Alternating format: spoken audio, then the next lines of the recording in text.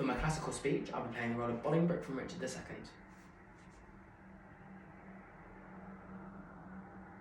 As I was banished Hereford, but as I come for Lancaster. Noble uncle, I beseech your grace, look on my wrongs with an indifferent eye, for you're my father, for methinks new. I see, O gaunt alive, but then, my father, will you pick that I shall stand condemned, a wandering vagabond, my right and my royalties plucked from my arms perforce and given away to upstarts and thrifts? Wherefore was I born?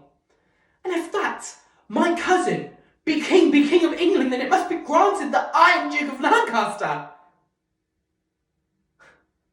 You have a son, Umel, my noble cousin, and had you first died and thus been trod down, he should have found himself a father, gone an uncle, to rouse his wrongs and chase them to the bay. I am denied to sue my livery, yet all my letter patents give me leave, and all my father's goods are distrained and sold, and yet, and all are misemployed. What would you have me do? I am a subject, and I challenge law. All attorneys deny me, and therefore, personally, I lay my claim to my inheritance of free descent. In every speech, I'm preparing the role of Stan from the play Songlines.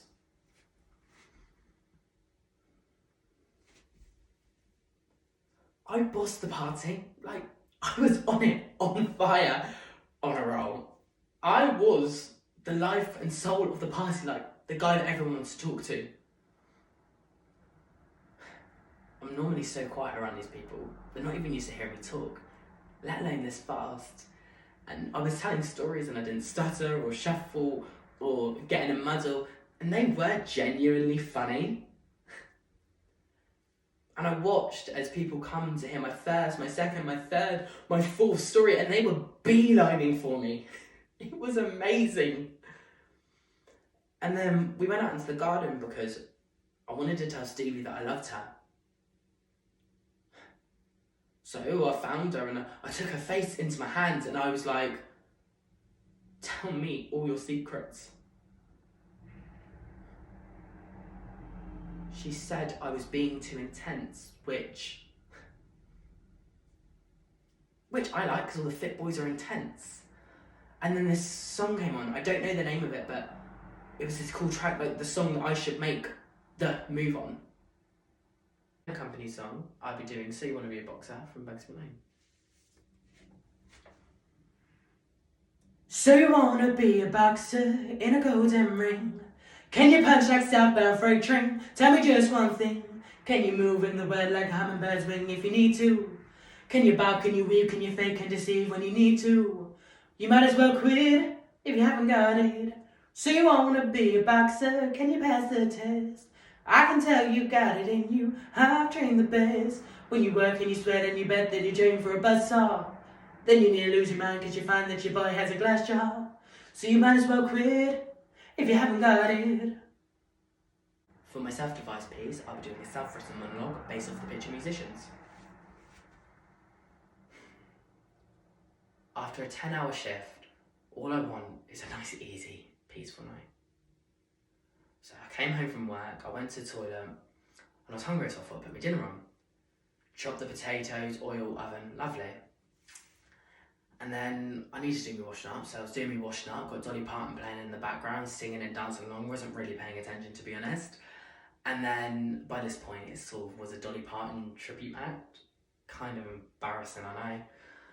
And then literally I needed to put my coujons on because you know my chips were going to burn otherwise. So I was looking around the kitchen for a good 5-10 minutes, I could not find them. So in the end I was just like, oh, I'll just use the potato knife, right? That's fine. And then I managed to pierce it through and slice and get the bag open. And I was like, ow. And I looked down and my finger was bleeding. I didn't know what to do, it was just literally, blood was just gushing out of it, so I just quickly shoved it in my mouth. And I was running around the house like an idiot trying to find Lottie. I went upstairs, downstairs, and I was then found her in Nina's room, which was fine. And I was like, I'm bleeding, I might need to go to hospital. She's like, what do you mean you might need to go to hospital? She's like, right, okay, go to the kitchen. So I took it out, put my finger over the sink, and blood was just going all over the sink. And then all you can hear is Inez going, oh, the jams. I was like, don't worry about me then, I might be dying over here. Right, as the blood's coming out, which is fine.